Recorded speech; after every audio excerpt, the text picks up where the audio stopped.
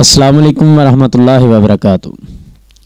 नाज़रीन, दीनी माहौल और तरबियत का असर, एक छोटी सी ये वीडियो पहले देखें, फिर इंशाल्लाह बात करते हैं।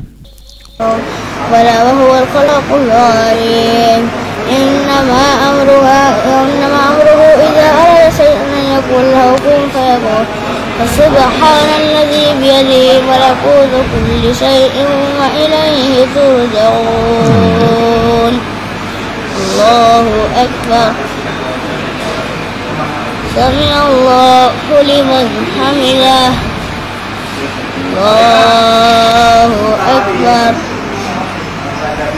अल्लाहु अकबर। अल्लाहु अकबर।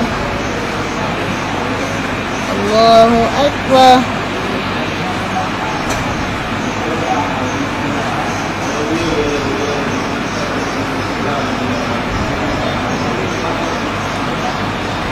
अस्सलामु अलैकुम व रहमतुल्लाह।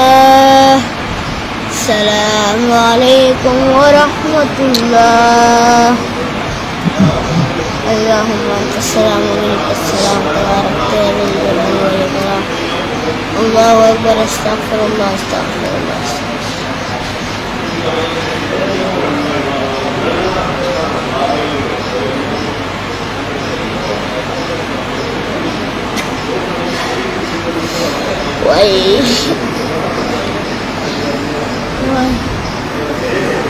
जी तो नाजरीन, आपने वीडियो देखी। ये एक तकरीबन 10 साल का बच्चा है जिसके ऑपरेशन के बाद अभी गनूदगी में है, लेकिन उसकी तरबियत जो है उसका एक ऐसा असर है, उसके माहौल को जो उसको दिया गया है उसका एक ऐसा असर है कि बच्चा गनूदगी के अंदर भी अपना कुरान पाक की तिलावत कर रहा है, जो है ना नमाज पढ़ रहा है। तो उसने पूरा यानी तिलावत की है, रुकू की है, सजदे यानी पूरी नमाज उसने अदा की है, सलाम फेरा है, अज़कार में मशगूल हुआ है।